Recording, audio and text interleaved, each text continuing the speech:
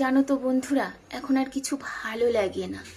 আমরা নাকি স্বাধীন দেশের স্বাধীন নাগরিক, এটা আমরা গর্ব করে বলতাম। কিন্তু আমরা মেয়েরা সত্যি কি স্বাধীন? তোমাদের কি মনে হয়? এতদিন ফোন খুললেই বাংলাদেশের সেই ছেলে মেয়েগুলোর ঘটনা, আর আজ ফোন খুললে আমাদের এখানকার সেই নিরপরাধ মৌমিতা দেবনাথ। কি অপরাধ ছিল বলো তো মেয়েটার?